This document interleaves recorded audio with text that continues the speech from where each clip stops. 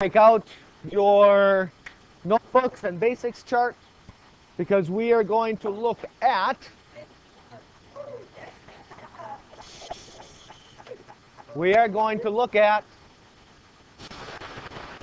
Russia.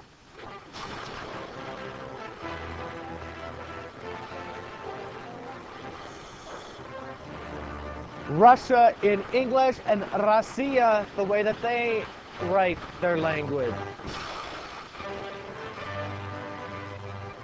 It's not a backwards R. They call that a ya. R-O-S-I-A.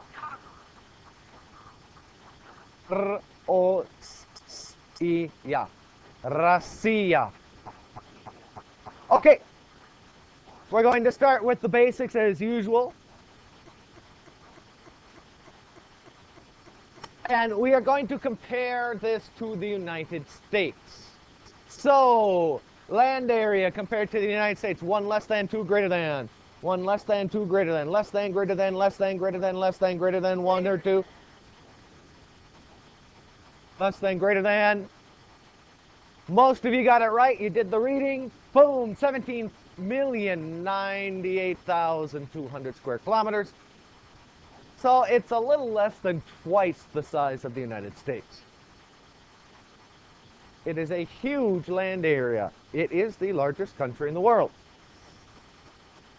Now, what about population? 1 less than, 2 greater than compared to the United States.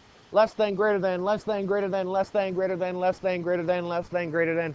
Aha, everybody has a number 2, but it is less than. It's less than half the population of the United States. So it's a much larger country with a lot fewer people, which means that our GDP, or that our population density is going to be what? Okay, very low. It's going to be little amount of people per square kilometer, as he said. 8.5. 8.5 people per square kilometer if you spread everybody out throughout the country. That means they have a lot of room. It is an average. And can you put your gum or whatever you have in your mouth in the garbage? Now, arable land, much of the country is very what? Temperature-wise. It is very cold. And you got tundra, you got the taiga. Only 7% of the country is used for growing crops. Very low amount of arable land. What is the language that they speak in Russia? The language spoken in Russia is Russian, yes. Life expectancy. Gentlemen, you might want to close your eyes for this one. 59 for men, 73 for women. 59 for men, 73 for women. It is a very short life. And GDP per capita, it's increasing, but it is still low. You read about all the natural resources Russia has and things like that, but it's only 16,100 for GDP per capita. Even though it is a huge country, it is rich in certain areas, but in terms of overall wealth, it's not as rich as many countries throughout the world. So, there are the basics. Now, the landscape, the physical makeup, the physical geography. And because this is such a large country, we can't just say it's like this. It's like this. We have to break it up into regions. So, as we look at the climate, as we look at what the weather is like, what are the temperatures like, what are the seasons like, we're going to start in the southwest. The southwest is going to be down by the Black Sea, bordering Ukraine, and that is what your book called a steppe climate, and it's very, very similar to another climate. In general, we can say that it has hot, dry summers and mild, wet winters. It doesn't get cold there very much. In the summer, it is very warm, very hot.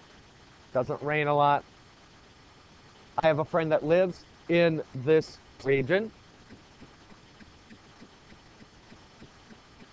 I have a friend that lives in this region, and I have been down there in the summertime. It is hot. So, hot, dry summers, mild, wet winters. You can easily become a lobster at the beach there in the summertime. I know from experience.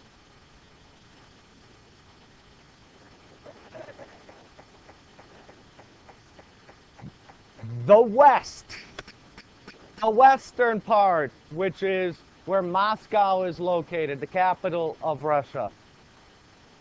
It is basically, you have warm summers, cold winters. In other words, it's like Minnesota. The western part of Russia, that part that is west of the Ural Mountains, it's very much like Minnesota. Very much like Minnesota. So that's all I'm going to say about it. If you go to the east and the far north, east of the Urals, where you get into a region called what? Anybody remember? What's that? Huge region, lots of natural resources. Starts with an S. East of the Ural Mountains. So it's in the Asian part of Russia. That is called... Nope, not the steppe. The steppe is that hot, dry summers, mild, wet winters. No, I'm looking for a region, not subarctic. Siberia. Siberia is cold. So in the north and the east, where you basically get northern part of Europe and then east into Siberia, and in our culture, when we talk about Siberia, we always think of Siberia as being very what? Cold. It is. Very short summers, but the winters are long and cold. There are some cities in those climates that have high temperatures in the negative digits for months. It can get down to, without wind, one town in particular, minus 70, without the wind. A lot of people were forced to move there. Stalin shipped a lot of people there, but they built some cities near natural resources. They actually estimate that it takes more money to maintain some of these large cities in very, very cold areas than it would. It costs more to do that than to actually pay for each of those people to live in 5-star hotels in Moscow. It'd actually be cheaper to put them up in a 5-star luxury hotel than to keep them living where they're at. But that's where people live. So you get used to it. In the extreme southeast, here's a map to show you this light colored area. That's like in Minnesota. Down here you see the steppe, this sort of hot, dry summers, mild, wet winter areas. Down here, very similar to the Mediterranean climate. The tundra is way up on the coast here where there are still cities. But this purple area, that's cold as well. But notice this area on the far right, the far southeast, it's the same color as over here by Moscow. So what is it? What are we going to say about its climate? The same color as over by Moscow. What are we going to say? It's like Minnesota. That's right. It's just like Minnesota.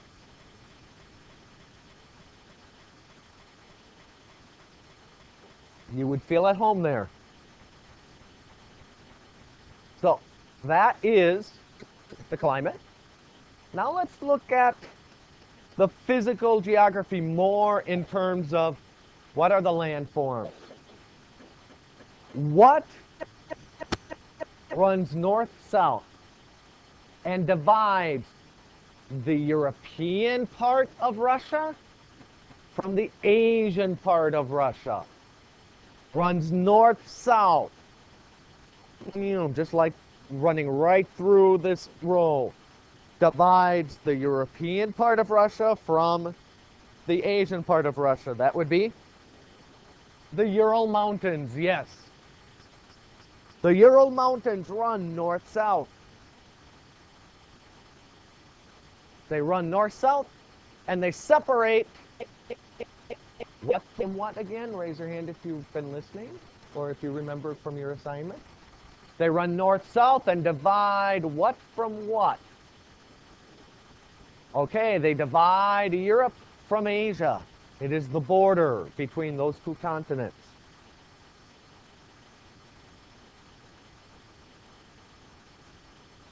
So we have the Ural Mountains dividing it up.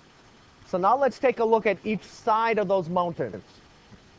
If we go to the western side of those mountains, so if we go to the western side of those mountains, no, for you guys, western side of those mountains, I'm just trying to figure out which way I have to do it facing you. Western side of those mountains, yep, that way, boom. What are you going to find?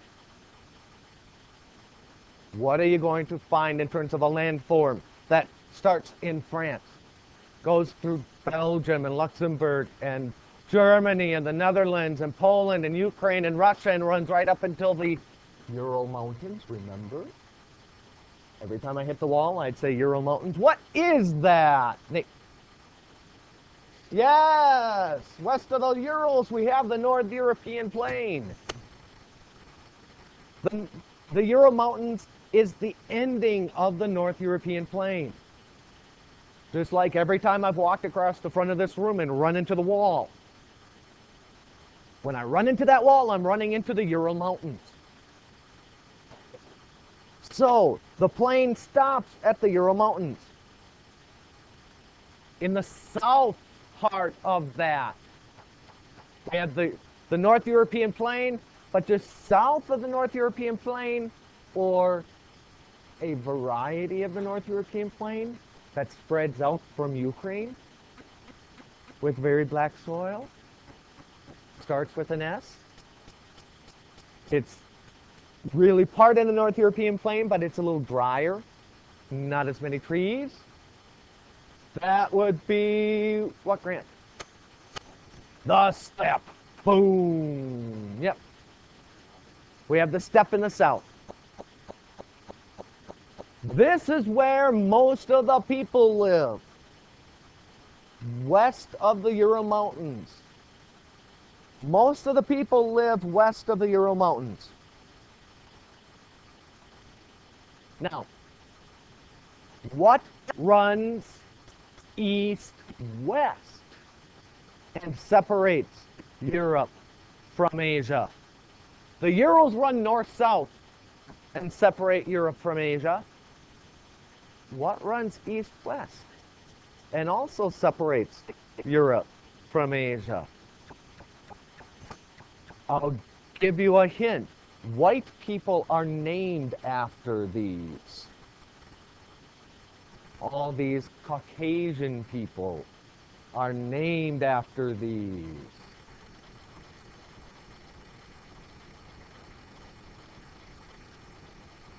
Caucasian people, which means white people, are named after these. They run east-west. They run between the Black Sea and the world's largest lake, the Caspian Sea. They are the Caucasus Mountains. Good. The Caucasus. That's where we get the word Caucasian, which is used for white people. Caucasian comes from the Caucasus Mountains. They run east-west, and they also divide Europe from Asia. They also divide Europe from Asia.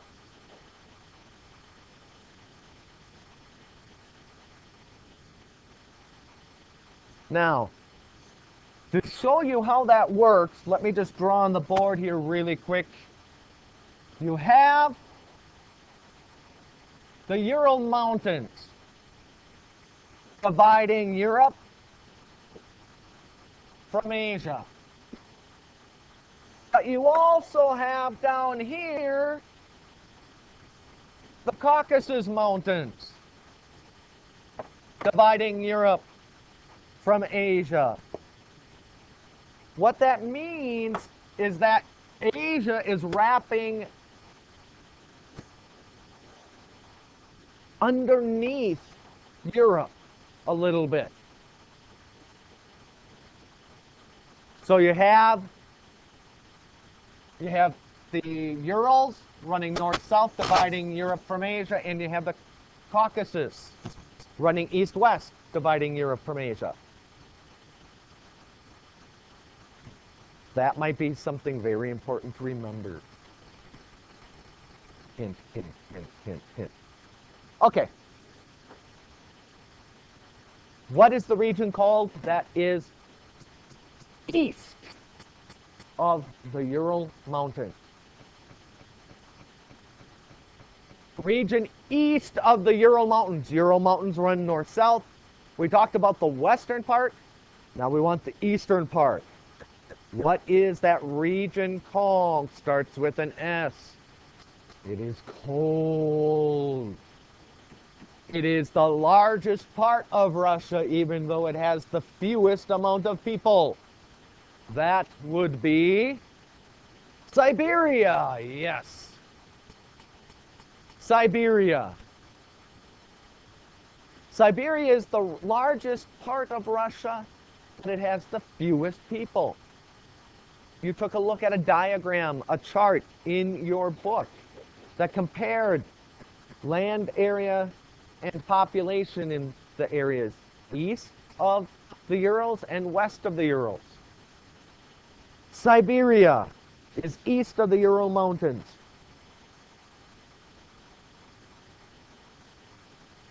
Siberia is located east of the Ural Mountains. And as we look at just Siberia itself, if we look at western Siberia, in western Siberia, what do you have from your assignment for today? From your assignment for today, what do you find in western Siberia? Your assignment gave you a P as the first letter. What do you have in western Siberia? Your assignment gave you a P as a letter to give you a hint to try to get it correct on the first try. Logan? No. You got permafrost throughout all of northern Russia. Elijah? You have plains. Yes. There is a plain known as the West Siberian Plain, but you don't need to know the name. But in the west, you have a plain or plains. In the west, you have a flat area, and this is where Russia has a lot and a lot and a lot. Did I say it has a lot yet? It has a lot of oil. The only problem is the ground is frozen a lot. And so it's really hard to get to. In western Siberia, there is a lot of oil, and it's flat. When a storm comes through, it's always like a blizzard because it's flat. So there's nothing to stop us, no mountains or anything there. What do you have in the eastern part of Siberia? Also based on your assignment for today.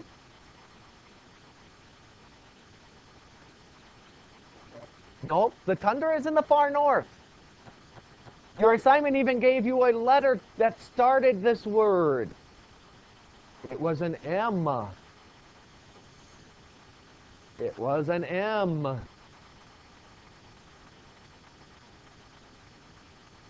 1, 2, 3, 4, 5, 60. 6.5, because remember, if you're raising your hand, it needs to be above your head. That way I know. Mari. Mountains in the east. Yes, mountains in the east. You have mountains in the east. In the far north, just like in Canada, in the far north, something that starts with a T. In the far north. Yes. That's where you get your tundra, in the far north. Oh, I'm sorry, I skipped one. Taiga is in the north, followed by the tundra in the far north. This gray area is where you will find the tundra. The taiga is more in this purple area.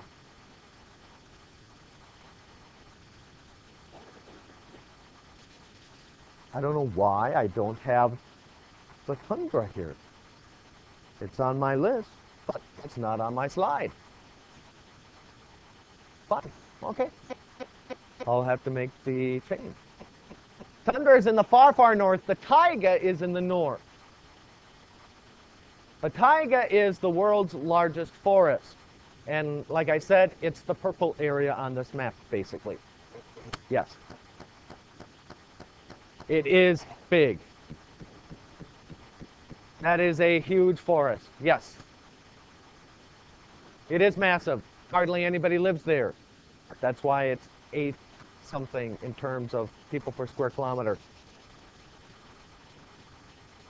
Yeah, there are.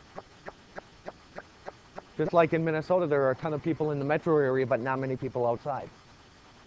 Okay, let's take a look at physical landscape of Russia dealing with water.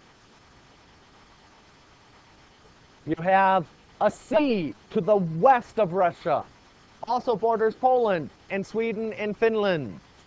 Starts with a B, and that would be, yes, we have the Baltic Sea. We're sort of going to go, I believe, yep, we're going to go sort of counterclockwise. So we start in the Baltic. Now in the southwest, we have another sea that starts with a B. Another sea that starts with a B, that would be the Black Sea. Baltic, Black, world's largest lake, even though it's named a sea, it's really a lake because it's surrounded by land on all sides. That would be Doug. The Caspian Sea. The Caspian Sea. And the Caspian Sea is the world's largest lake.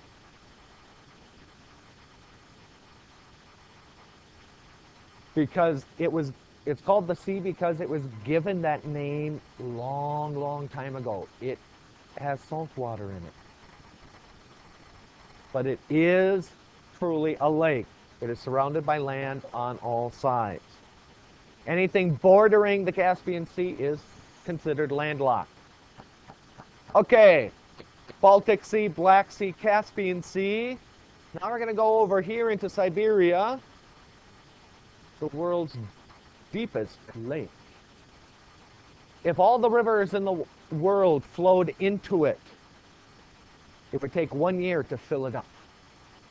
That's how much water is in there.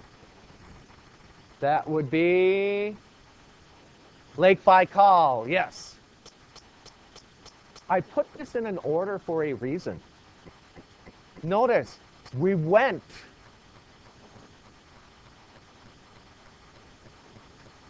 sort of in that kind of a direction in Russia.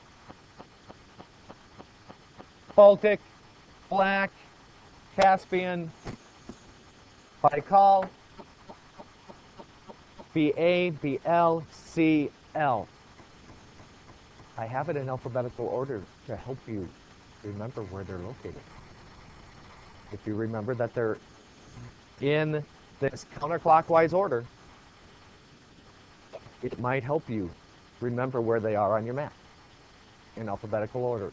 Lake Baikal is the world's deepest freshwater lake. One last thing that you read about, Russia has a lot of whats. Most of them head north. Some go south, but most of them go north.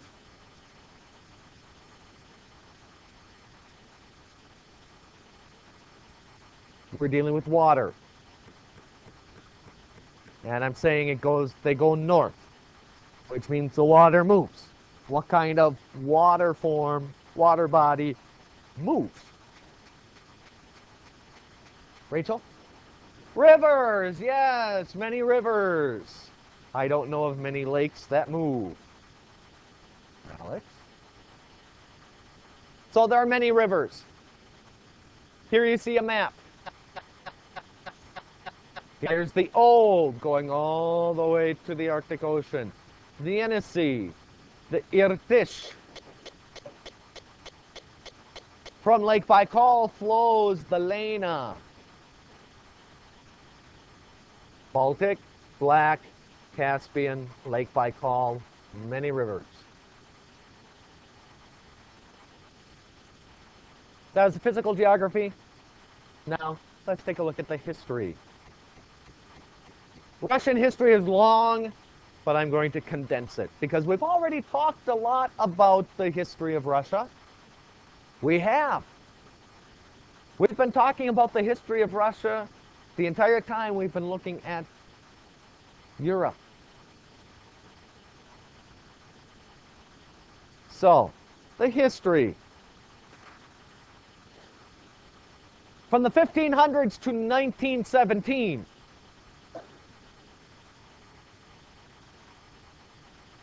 Russia was ruled by an emperor. Can anybody give me the name or the title that is used for the Emperor of Russia? The Emperor of Russia. Job? The Tsar. Well, this is truly the way you spell it because it is pronounced Tsar. The old way of spelling it is CZ. The old way of spelling it is CZ.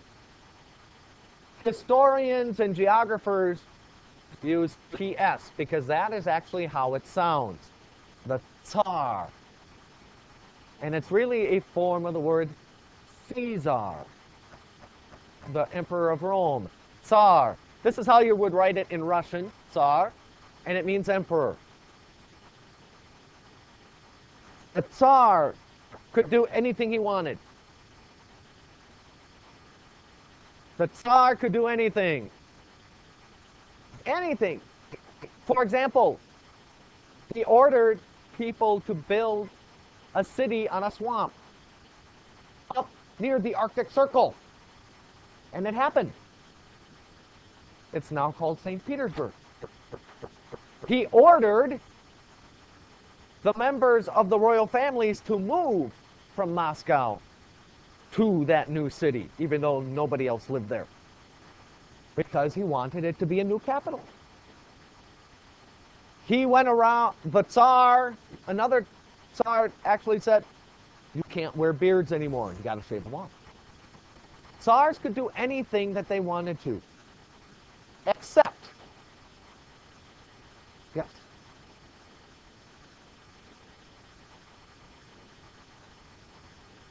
it's from their family. They're born a Tsar. Their father is a Tsar, they are a Tsar, their children would become Tsars.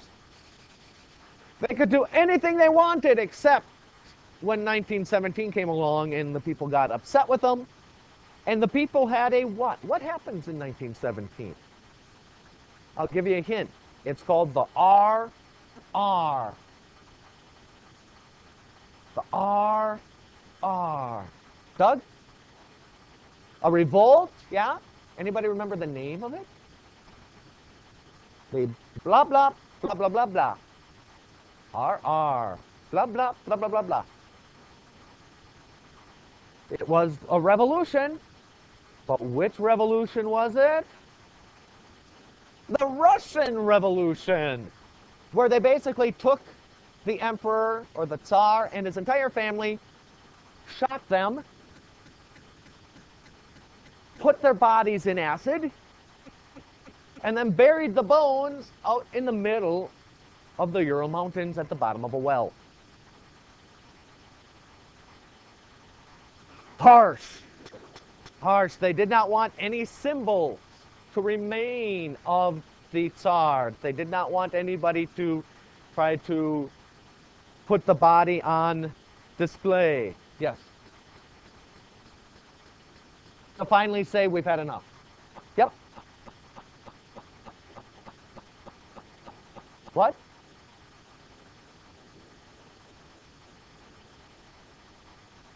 Some of the guards went along with the people, and the other guards were killed.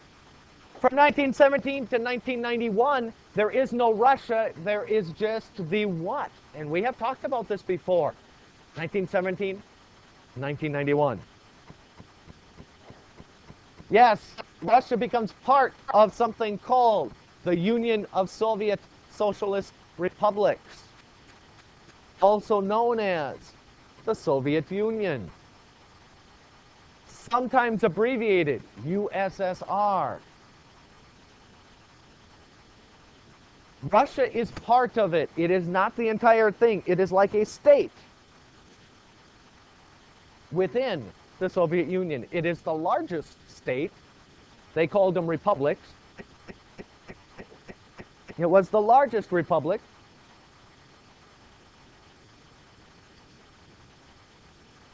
But it was part of a different country. Russia becomes part of the Union of Soviet Socialist Republics. Here is the Union of Soviet Socialist Republics. Russia is red as the state called the Russian Soviet Federated Socialist Republic. All the countries that are being looked at in this unit can be found in the lower part of this map. They were all parts of the Soviet Union. So, communism, we talked about communism, remember? Way back when, we talked about communism, and communism had one goal. The main goal of communism is what? Anybody remember? Okay, the government controlled everything, but it did that to try to achieve its goal. The main goal of communism was, no, it wasn't about power. The main goal of communism, which we talked about before when we were in Europe, the main goal of communism was to make everybody equal, yeah. Everybody equal. That's the main goal. The idea behind communism is to make everyone equal. Remember, we talked about that there would be no what? No rich, no poor. Everybody was equal. And so communism is what they go for with the Soviet Union. And in order to try to make everyone equal, as Amanda said, the government controlled all the businesses. That's how they attempted to make everyone equal.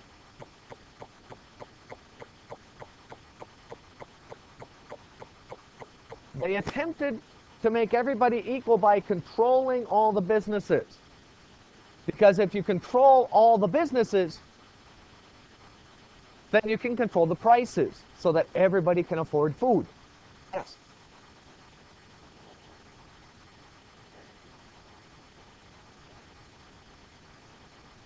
The idea is everybody is equal, yes.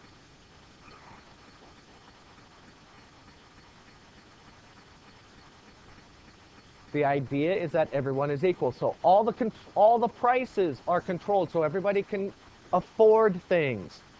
You have cheap food, you have cheap housing, so everybody has a place to live. Everybody can eat. Now it might not be fancy food, but it will be food. and everybody will be able to have some. And by the government controlling all the businesses, there was also no unemployment. Everybody had a job. Under communism, everybody had a job. Everybody got vacation paid for. Now, you don't always, under communism, you didn't always get to choose your job. So, if you're saying, well, if I make the same amount of money, I'm going to be lazy and work at McDonald's, that won't necessarily happen. You won't have a choice. Because the government will choose what your job is based on what you are good at. And I know Alex wasn't paying attention, so he has no idea what I was just talking about him about. Now, in the Soviet Union, it was a dictatorship, meaning it wasn't much different than during the Tsar's time. There was no democracy. The people had no say in their government. They didn't elect, oh, actually, I'm sorry, they had elections, but there was only one candidate. And it was against the law not to vote. So you had to vote. And you could not write anybody's name in. You had to vote, and there was only one choice. What's the point? It's to make it look good. Even though there was really no democracy, there was no freedom. The government controlled all the newspapers, all the television, all the radio. It let you know what it wanted you to know.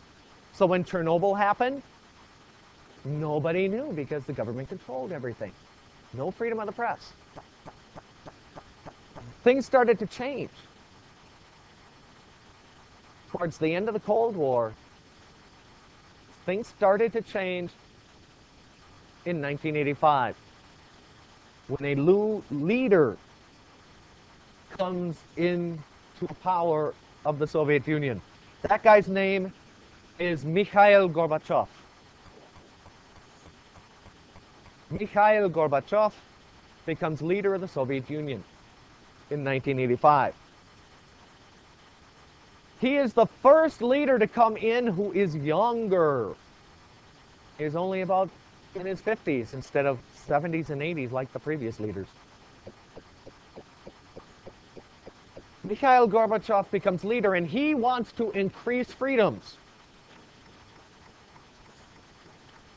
And that increasing of freedoms, anybody remember there was a word in your reading that talked about the increase of freedoms in the Soviet Union?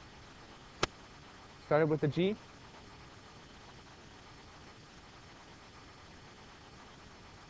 Yes, glasnost. Glasnost, which literally means openness. Now see, the problem is, once you open up freedoms to people, are you going to be able to control them? No, because they're going to constantly want their freedom. So by 1991, the people are using their freedoms to work towards independence, so that by 1991, the country starts to fall apart. People start using those freedoms so that they fight for their freedom, and so that by 1991, the Soviet Union is gone. All of the republics declare independence. It's like all of the states in the United States becoming independent countries. That's what happened in 91. It was the end of the Soviet Union, but it was the beginning of the new Russia and Eurasian republics, which we're looking at in this unit.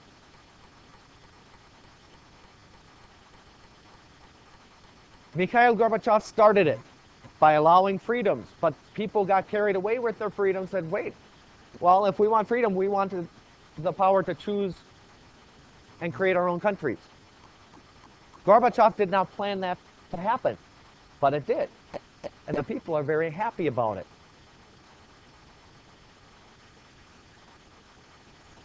At that point, only Russia was left in the Soviet Union. And so Russia said, fine, we will become our own country, Russia.